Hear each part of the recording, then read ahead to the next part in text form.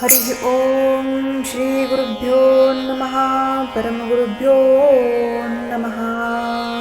ಶುಕ್ಲಾಂಬರಧರಂ ವಿಷ್ಣುಂ ಶಶಿವರ್ಣಂ ಚತುರ್ಭುಜಂ ಪ್ರಸನ್ನವದನಂ ಧ್ಯಾಯೇತ್ ಸರ್ವವಿಘ್ನೋಪಶಾಂತಯೇ. ನಮಃ ಶಾಂತಾಯ ದಿವ್ಯಾಯ ಸತ್ಯಧರ್ಮಸ್ವರೂಪಿಣೇ ಸ್ವಾನಂದಾಮೃತತೃಪ್ತಾಯ ಶ್ರೀಧರಾಯ ನಮೋ ನಮಃ. ಜಗತ್ಕಲ್ಯಾಣಕಾರ್ಯಾಯ ನರರೂಪಧರಾಯ ಚ ಯೋಗಿರಾಜಾಯ ವಂದ್ಯಾಯ ಗುರುದಾಸಾಯ ತೇ ನಮಃ. ಯೋಗಿರಾಜಾಯ ವಂದ್ಯಾಯ ಗುರುದಾಸಾಯ ತೇ ನಮಃ. ಲಕ್ಷ್ಮೀರಮಣ ಗೋವಿಂದ ಗೋವಿಂದ. ಹರ ನಮ ಪಾರ್ವತೀ ಪತಯೇ ಹರ ಹರ ಮಹಾದೇವ ಶಂಭೋ. ಪಾವನ ನಾಮ ಪಾಪ ವಿರಾಮ, ಪಾವನ ನಾಮ ಪಾಪ ವಿರಾಮ, ಸೇವಕ ಜನ ಪ್ರೇಮ ರಾಮ, ಸೇವಕ ಜನ ಪ್ರೇಮ ರಾಮ. ಪಾವನ ನಾಮ ಪಾಪ ವಿರಾಮ, ಸೇವಕ ಜನ ಪ್ರೇಮ ರಾಮ. ಭಕ್ತ ಕಲ್ಪದ್ರುಮ ಗಿರಿಜೇಶ ನಿತ ನಾಮ, ಭಕ್ತ ಕಲ್ಪದ್ರುಮ ಗಿರಿಜೇಶ ನಿತ ನಾಮ, ಗಿರಿಜೆ ಸಂಯುತ ನಾಮ ರಾಮ.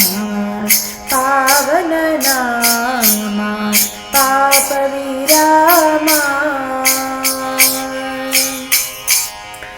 ರಾಮ ಗೋಲಿದ ನಾಮ ರಮೆ ಗೋಲಿದ ನಾಮ, ರಘುಕುಲ ಸೋಮ ಮುಕ್ತಿ ಪ್ರದಾನ ನಾಮ, ಶ್ರೀರಾಮ ನಾಮ ಮುಕ್ತಿ ಪ್ರದಾನ ನಾಮ, ಶ್ರೀರಾಮ ನಾಮ.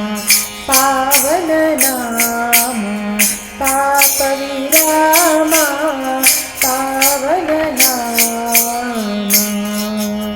ಭಗವಾನ್ ಸದ್ಗುರು ಶ್ರೀಧರ ಗುರುದಾಸ ಸ್ವಾಮಿ ಮಹಾರಾಜ್ ಕಿ ಜೈ. ತಸ್ಮಾತ್ ಭಾರತ ಸರ್ವಾತ್ಮ ಭಗವಾನ್ ಈಶ್ವರ ಹರಿಃ ಶ್ರೋತವ್ಯಃ ಕೀರ್ತಿತವ್ಯಶ್ಚ ಸ್ಮರ್ತವ್ಯಶ್ಚ ತಾಭಯಂ. ಭಾಗವತ ಮಹಾಪುರಾಣದಲ್ಲಿದನ್ನು ಹೇಳಿದ್ದಾರೆ. ಯಾರು ಜೀವನದಲ್ಲಿ ಭಯರಹಿತವಾದಂತಹ ಸ್ಥಿತಿಯನ್ನು ಬಯಸ್ತಾರೋ ಅಂಥವರು ಭಗವಂತನ ವಿಚಾರಗಳನ್ನು ಕೇಳಬೇಕು, ಶ್ರವಣ ಮಾಡಬೇಕು, ನಂತರ ಪರಮಾತ್ಮನನ್ನು ಕೀರ್ತಿಸಬೇಕು ಮತ್ತು ಸ್ಮರಣೆ ಮಾಡಬೇಕು. ಭಯ ನಮ್ಮಲ್ಲಿ ಯಾಕೆ ಬರುತ್ತದೆ?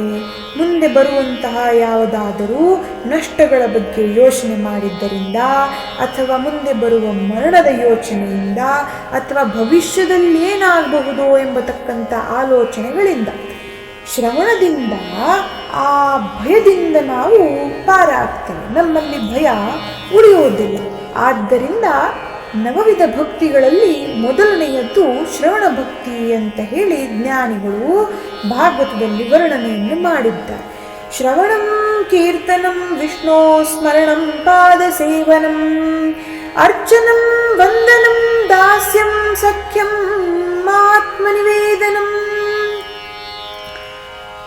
ಭಾಗವತದಲ್ಲಿ ಭಕ್ತಿಯ ವಿವಿಧ ರೂಪಗಳನ್ನು ವಿವರಿಸಿದ್ದಾರೆ.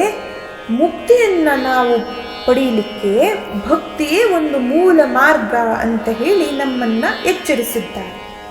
ಇದನ್ನು ಪುರಾಣಗಳಲ್ಲಿ ಮೇರು ಕೃತಿ ಎನಿಸತಕ್ಕಂತಹ ಶ್ರೀಮದ್ ಭಾಗವತವು ನವವಿಧ ಭಕ್ತಿಯನ್ನು ವರ್ಣನೆ ಮಾಡುವಾಗ ಮೊದಲನೆಯದ್ದು ಶ್ರವಣ ಭಕ್ತಿ ಎಂಬುದಾಗಿ, ಆ ಶ್ರವಣದ ಭಕ್ತಿಯ ಮೂಲಕ ನಾವು ಹೇಗೆ ಉದ್ಧಾರವಾಗಬಹುದು ಎಂಬುದಾಗಿ ವರ್ಣನೆಯನ್ನು ಮಾಡಿದ್ದುಂಟು. ಮೊದಲನೆಯ ಭಕ್ತಿ ನವವಿಧ ಭಕ್ತಿಗಳಲ್ಲಿ ಶ್ರವಣ ಭಕ್ತಿ. ಬಹಳ ಭಕ್ತರು, ನಮ್ಮಂತಹ ಜನರು ಈ ಭಜನೆ, ಕೀರ್ತನೆ, ಪ್ರವಚನ, ಪುರಾಣಗಳಿಗೆಲ್ಲ ಹೋಗ್ತೇವೆ ಮತ್ತು ಕೇವಲ ಕುಳಿತುಕೊಂಡು ನಾವು ಕಥೆಗಳನ್ನು ಕೇಳ್ತೇವೆ. ಶ್ರವಣ ಭಕ್ತಿಯು ಭಕ್ತಿ ಮಾರ್ಗದ ಒಂದು ಪ್ರವೇಶ ದ್ವಾರ ಅಂತ ಹೇಳಿ ನಾವು ಅದನ್ನು ವರ್ಣನೆ ಮಾಡಬಹುದು. ನಮಗೆ 5 ಜ್ಞಾನೇಂದ್ರಿಯಗಳು, ಆದರೆ ಜ್ಞಾನ ಸಿಗುವುದು ಪ್ರಾರಂಭವು ದೃಶ್ಯ ಮತ್ತು ಶ್ರವಣ, ಅರ್ಥಾತ್ ಕಣ್ಣುಗಳಿಂದ ಮತ್ತು ಕಿವಿಗಳಿಂದ ಆಗ್ತದೆ. ಅದರಲ್ಲಿಯೂ ಕಿವಿಯಿಂದ ಅಂದರೆ ಕೇಳಿಸಿಕೊಂಡು ಜ್ಞಾನ ಪಡೆಯುವ ಪ್ರಕ್ರಿಯೆ ಎಲ್ಲಕ್ಕಿಂತ ಮೊದಲು ಪ್ರಾರಂಭವಾಗ್ತದೆ. ಶ್ರವಣದಿಂದ ಗ್ರಹಿಸಿದ ಜ್ಞಾನವು ಬಹಳ ಸಮಯದ ತನಕ ನೆನಪಿನಲ್ಲಿರೋದಿಲ್ಲ. ಹಾಗಾಗಿ ಸ್ಮರಣೆ ಹಾಗೂ ಶ್ರವಣ ಭಕ್ತಿಯು ಭಕ್ತಿಯ ಒಂದು ಮೊದಲನೆಯ ಮಾರ್ಗವಾಗಿದೆ ಎಂಬುದಾಗಿ ವರ್ಣನೆಯನ್ನು ಮಾಡಿದ್ದಾರೆ. ಕಿವಿಯಿಂದ ಕೇಳಿದಂತಹ ಭಗವಂತನ ಕಥೆ, ನಾಮ ಹೃದಯದಲ್ಲಿ ಸ್ಥಿರವಾದರೆ ನಮ್ಮ ಸಂಪೂರ್ಣ ಜೀವನ ಪರಿವರ್ತನೆಗೊಳ್ಳುತ್ತದೆ. ಅದಕ್ಕೆ ದಾಸರ ಹೇಳೋದು, ಸ್ಮರಣೆ ಒಂದು ಸಾಲದೆ ಗೋವಿಂದನ ನಾಮ ಒಂದು ಸಾಲದೆ ಗೋವಿಂದನ ಸ್ಮರಣೆ ಒಂದು ಸಾಲದೆ ಪರಮ ಪುರುಷನ ನೆರೆ ನಂಬಿದವಗೆ ದುರಿತ ಬಾಧೆಗಳು ಪೀಡಿಪುದುಂಟೆ. ಸ್ಮರಣೆ ಒಂದು ಸಾಲದೆ ಗೋವಿಂದನ ನಾಮ ಒಂದು ಸಾಲದೆ.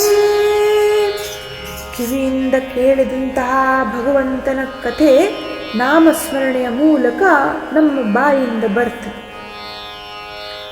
ಒಬ್ಬ ಮೇಷ್ಟ್ರು ತಮ್ಮ ಶಿಕ್ಷಣ ಕೊಠಡಿಯಲ್ಲಿ ಮಕ್ಕಳಿಗೆಲ್ಲ ಪಾಠವನ್ನು ಮಾಡುವಾಗ ಒಂದು ಪ್ರಶ್ನೆಯನ್ನು ಕೇಳಿದ್ರು. ನೀವು ದೇವರ ಕಥೆಯನ್ನು ಯಾವಾಗಿನಿಂದ ಕೇಳ್ತಾ ಇದ್ದೀರಿ? ಅದರಲ್ಲೂ ಒಬ್ಬ ಹೇಳ್ತಾನೆ, ನಾನು 10 ವರ್ಷದಿಂದ ಕೇಳ್ತಾ ಇದ್ದೇನೆ. ಅದಕ್ಕೆ ಮತ್ತೊಬ್ಬ ಹುಡುಗ ಹೇಳ್ದ, ನಾನು ಚಿಕ್ಕಂದವನಿದ್ದಾಗ್ಲಿಂದಲೂ ಕಥೆಯನ್ನು ಕೇಳ್ತಾ ಇದ್ದೇನೆ. ನನ್ನ ತಂದೆ ತಾಯಿಗಳು ನನಗೆ ಎಲ್ಲ ವಿಧವಾದಂತಹ ಕಥೆಗಳನ್ನು ಹೇಳಿ ಜ್ಞಾನವನ್ನು ಕೊಡ್ತಾ ಇದ್ದಾರೆ. ಆಗ ಮೇಷ್ಟ್ರು ನಗ್ತಾ ಹೇಳಿದ್ರು, ಮಕ್ಕಳ, ಪ್ರಹ್ಲಾದನು ತಾಯಿಯ ಗರ್ಭದಿಂದಲೇ ಕೇಳಲಿಕ್ಕೆ ಜ್ಞಾನವನ್ನು ಪಡಿಲಿಕ್ಕೆ ಪ್ರಾರಂಭ ಮಾಡಿರ್ತಕ್ಕಂಥವು. ಹಿರಣ್ಯಕಶ್ಯಪು ದೇವರನ್ನ ದ್ವೇಷ ಮಾಡುತ್ತಿದ್ದ. ಆದರೆ ಅವನ ಹೆಂಡತಿಯು ಕಯಾದು ಗರ್ಭಿಣಿಯಾಗಿದ್ದಾಗ ನಾರದ ಮುನಿಗಳ ಆಶ್ರಮದಲ್ಲಿದ್ಲು.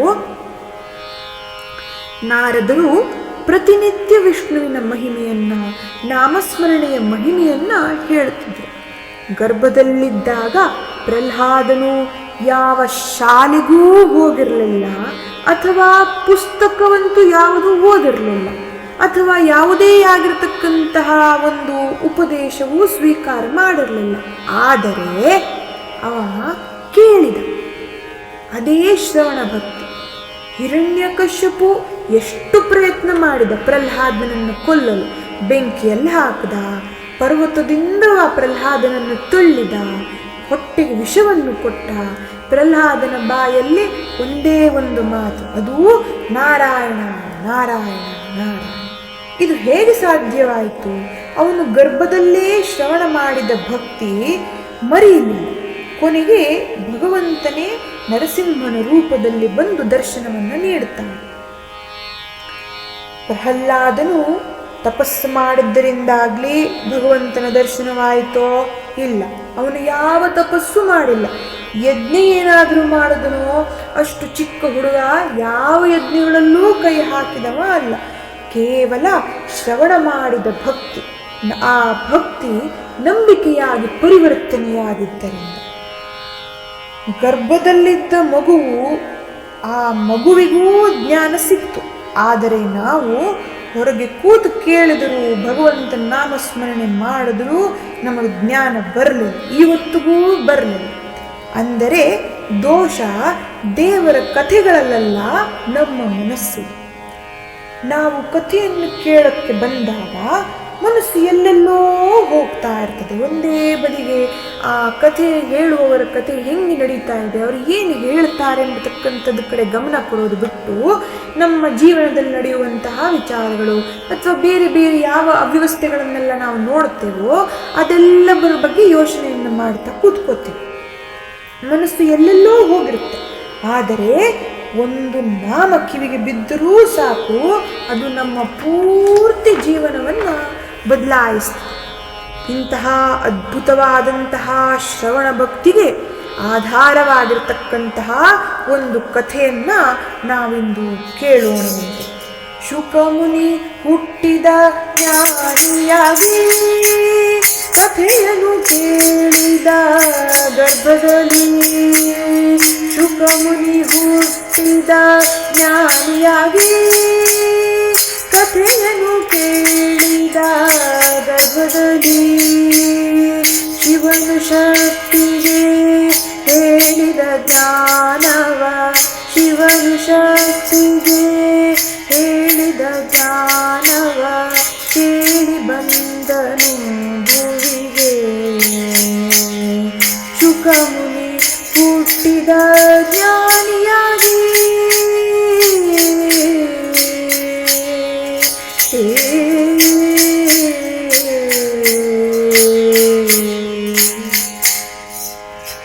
ಭಗವಾನ್ ಸದ್ಗುರು ಶ್ರೀಧರ ಸ್ವಾಮಿ ಮಹಾರಾಜ್ ಕಿ ಜೈ. ಒಮ್ಮೆ ದೇವಋಷಿಗಳಾಗಿರತಕ್ಕಂಥ ನಾರದರು ಕೈಲಾಸ ಪರ್ವತಕ್ಕೆ ಭಗವಂತನನ್ನ, ಆ ಕೈಲಾಸಪತಿಯಾಗಿರ್ತಕ್ಕಂಥ ಶಂಕರನನ್ನ ಭೇಟಿ ನೀಡಲಿಕ್ಕೆ ಬರ್ತಾರೆ. ಆ ಸಮಯದಲ್ಲಿ ಶಿವನು ಆಳವಾದಂತಹ ಸಮಾಧಿ ಸ್ಥಿತಿಯಲ್ಲಿದ್ದುದರಿಂದ ನಾರದರು ಜಗನ್ಮಾತೆಯಾಗಿರ್ತಕ್ಕಂಥ ಪಾರ್ವತಿ ದೇವಿಯನ್ನು ಭೇಟಿ ಮಾಡ್ತಾನೆ. ಪೂರ್ಣ ನಮಸ್ಕರಿಸಿ ಕೈಲಾಸದಲ್ಲಿ ಎಲ್ಲರೂ ಹೇಗಿದ್ದಾರೆ ಎಂಬುದಾಗಿ ವಿಚಾರಿಸ್ತಾರೆ.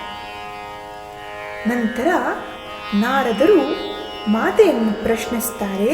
ಆ ಕುಶಲ ಸೌಕರ್ಯದ ವಿಚಾರಗಳನ್ನೆಲ್ಲ ತಿಳಿದ ಮೇಲೆ ಒಂದು ಸಣ್ಣ ಪ್ರಶ್ನೆಯನ್ನು ಜಗಜ್ಜನನಿಯ ಮುಂದೆ ಇಡ್ತಾರೆ. ಶಿವನು ಎಲ್ಲ ವಿಚಾರಗಳನ್ನು ಮಾತೆ ನಿನ್ನಲ್ಲಿ ಮುಚ್ಚಿಡದೆ ನಿನಗೆ ತಿಳಿಸ್ತಾನು. ಅದಕ್ಕೆ ತಾಯಿ ಹೌದು ಅಂತ ಹೇಳಿದ್ರು. ಶಿವ ನನ್ನಲ್ಲಿ ಏನೂ ಬಚ್ಚಿಡೋದಿಲ್ಲ, ಎಲ್ಲವನ್ನು ನನಗೆ ತಿಳಿಸ್ತಾನೆ ಅಂತ ಕೇಳಿದಾಗ ನಾರದರು ಅಂದರು, ಹಾಗಾದರೆ ಶಿವನು ಯಾವಾಗಲೂ ಯಾರ ತಲೆ ಬುರುಡೆಗಳನ್ನು ಅವನ ಕುತ್ತಿಗೆಗೆ ಹಾಕ್ಕೊಂಡು ತಿರುಗಾಡುತ್ತಾನೆ? ಇದು ಕೇಳಿದಾಗ ಪಾರ್ವತಿಯ ಬಳಿ ಉತ್ತರ ಇರಲಿಲ್ಲ. ಅವಳು ಆಲೋಚನೆ ಬಿದ್ದರು. ಮುಂದೆ ನಡೆಯುವಂತಹ ಯಾವುದೋ ಒಂದು ಉತ್ತಮವಾದಂತಹ ಕೆಲಸಕ್ಕೆ ಬೀಜವನ್ನು ನಾನು ಬಿತ್ತಿದ್ದೇನೆ ಅಂತ ಗೊತ್ತಾದ ಕ್ಷಣ ಸದ್ದಿಲ್ಲದೆ ನಾರದರಲ್ಲಿ ಹೊರಟು ಹೋದರು. ಶಿವನು ತನ್ನ ಸಮಾಧಿ ಸ್ಥಿತಿಯಿಂದ ಹೊರಗೆ ಬಂದ ಕ್ಷಣ ಪಾರ್ವತಿಯು ಶಿವನಲ್ಲಿ ಕೇಳುತ್ತಾಳೆ, ಈ ವಿಚಾರವಾಗಿ ಪ್ರಶ್ನೆಯನ್ನು ಇಡ್ತಾಳೆ. ಆಗ ಶಿವನು, ನೀನು ಮೊದಲು ಇದನ್ನು ನಾನು ಕೇಳಿಲ್ಲ, ಆದ್ದರಿಂದ ನನಗೆ ಹೇಳಲು ಅವಕಾಶವಿರಲಿಲ್ಲ ಅಂತ ಹೇಳ್ತಾನೆ. ಈ ಎಲ್ಲ ತಲೆಬುರುಡೆಗಳು ನಿನ್ನದು. ಈಗ ಪಾರ್ವತಿಗೆ ಆಶ್ಚರ್ಯ. ಅವಳು ಕೇಳುತ್ತಾಳೆ, ಅವಳ ತಲೆಬುರುಡೆಗಳು ಇಷ್ಟೊಂದಿರಲು ಹೇಗೆ ಸಾಧ್ಯ? ಪಾರ್ವತಿಯು ಜಗತ್ಪತಿಯಾಗಿರತಕ್ಕಂಥ ಶಿವನನ್ನ, ಈಶ್ವರನ ಕುರಿತು ತಪವನ್ನು ಗೈದು ಒಲಿಸಿಕೊಂಡು ಮದುವೆಯಾಗಿರ್ತಕ್ಕಂಥ ಅವಳ ಮರಣದ ನಂತರ ಪ್ರತಿ ಜನ್ಮದಲ್ಲೂ ಆ ಬೇರ್ಪಡುವಿಕೆಯ ದುಃಖವನ್ನು ಸಹಿಸಲಾರದೆ ದುಃಖಿಸುವಾಗ ಕ್ಷಣಾರ್ಧದಲ್ಲಿ ಅವಳ ಆ ತಲೆ ಬುರುಡೆಗಳು ಅವನ ಕುತ್ತಿಗೆ ಬಂದು ಸುತ್ತಕೊಳ್ತಿತ್ತು. ಈಗ ಪಾರ್ವತಿಗೆ ಮತ್ತೆ ಆಶ್ಚರ್ಯದ ಸಮಯ. ಪ್ರತಿ ಬಾರಿ ತಾನು ಸತ್ತು ಹುಟ್ಟುವುದಾದರೆ ಶಿವನಿಗೆ ಒಂದು ಬಾರಿ ಆದರೂ ಸಾವು ಬರಲೇ ಇಲ್ಲವೇ? ಅದಕ್ಕೆ ಭಗವಂತನು ತನಗೆ ಅಮರತ್ವದ ರಹಸ್ಯ ತಿಳಿದಿದೆ, ಅದಕ್ಕಾಗಿ ನನಗೆ ಸಾವಿಲ್ಲ ಅಂತ ಹೇಳ್ತಾಳೆ. ಆದರೆ ಅದು ಅವಳಿಗೆ ಜಗಜ್ಜನನಿಯಾದ ಪಾರ್ವತಿ ತಿಳಿದಿರಲಿಲ್ಲ. ಅದಕ್ಕಾಗಿ ಪಾರ್ವತಿಯು ಆ ರಹಸ್ಯವನ್ನು ಹೇಳಬೇಕು ಅಂತ ಹೇಳಿ ಹಠ ಮಾಡಲಿಕ್ಕೆ ಪ್ರಾರಂಭ ಮಾಡ್ತಾಳೆ. ಆಗ ಪರಮಾತ್ಮನು ಅಮರತ್ವದ ವಿಷಯವನ್ನ ಹೇಳಲಿಕ್ಕೆ ಒಪ್ತಾನೆ. ಆದರೆ 2 ಷರತ್ತುಗಳನ್ನು ಮೇಲೆ ನಾನು ಹೇಳ್ತೇನೆ ಅಂತ ಹೇಳ್ತಾನೆ. ಮೊದಲಿಗೆ ಬೇರೆ ಯಾರೂ ಈ ವಿಚಾರವನ್ನ ಕೇಳಬಾರದು, ಮೊದಲ ಭಾಗ. ಎರಡನೆಯದಾಗಿ ತಾನು ಕಣ್ಣು ಮುಚ್ಚಿ ಈ ವಿಚಾರಗಳನ್ನೆಲ್ಲ ಜ್ಞಾನವನ್ನ ನಿನಗೆ ಹೇಳುವಾಗ ನೀನು ಹೂ ಅಂತ ಹೂ ಹೂ ಹೂ ಅಂತ ಹೇಳಿ ಹುಂಗುಡ್ತಾ ಇರಬೇಕು. ಆ ಹುಂಗುಟ್ಟೋದನ್ನು ನೀನು ನಿಲ್ಲಿಸಿದ್ಯೋ ನಾನು ಹೇಳುವುದನ್ನು, ಈ ಜ್ಞಾನವನ್ನು ನಿನಗೆ ಹೇಳುವುದನ್ನು ನಿಲ್ಲಿಸ್ತೀನಿ ಅಂತ ಹೇಳಿ ತನ್ನ ಆ ಡಮರುಗಳನ್ನು ನುಡಿಸಲು ಪ್ರಾರಂಭ ಮಾಡ್ತಾನೆ. ಯಾಕೆಂದರೆ ಅದು ಬೇರೆ ಯಾರಿಗೂ ಕೇಳಬಾರದು ಅಂತ ಹೇಳಿ.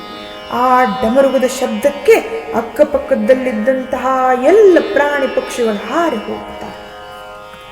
ಪಾರ್ವತಿಯು ಆ ಸರ್ವ ಸ್ಥಳದ ಸಮೀಕ್ಷೆಯನ್ನು ಮಾಡ್ತಾಳೆ. ಸುತ್ತಲೂ ಯಾರೂ ಇರಲಿಲ್ಲ ಅಂತ ಶಿವನಿಗೆ ಬಂದು ತಿಳಿಸ್ತಾಳೆ. ಆದರೆ ಅಲ್ಲಿ ಮಲಗಿರತಕ್ಕಂತಹ ಗಿಣಿಯ ಮೊಟ್ಟೆಯೊಂದನ್ನು ನಿರೀಕ್ಷಿಸ್ತಾಳೆ. ಅದನ್ನು ಲೆಕ್ಕಕ್ಕಿಟ್ಕೊಳ್ಳೋದಿಲ್ಲ. ಇನ್ನು ಮರಿಯಾಗಿ ಹುಟ್ಟದೇ ಇರತಕ್ಕಂಥ ಈ ಮೊಟ್ಟೆ ಏನು ಕೇಳ್ತದೆ ಅಂತ ಹೇಳಿ ಭಗವಂತನಲ್ಲಿ ಹೇಳ್ತಾಳೆ, ಯಾರೂ ಇಲ್ಲ, ನೀವು ನನಗೆ ಜ್ಞಾನವನ್ನು ಹೇಳಬೇಕು. ಭಗವಂತ ಶಿವನು ಜ್ಞಾನದ ತತ್ವ ವಿಚಾರಗಳನ್ನು ಹೇಳಲಿಕ್ಕೆ ಪ್ರಾರಂಭ ಮಾಡ್ತಾನೆ. ಅದಕ್ಕನುಗುಣವಾಗಿ ಪಾರ್ವತಿಯು ಹೂ ಹೂ ಹೂ ಅಂತ ಹೂಂಕಾರವನ್ನು ಹಾಕ್ಲಿಕ್ಕೆ ಪ್ರಾರಂಭ ಮಾಡ್ತಾಳೆ.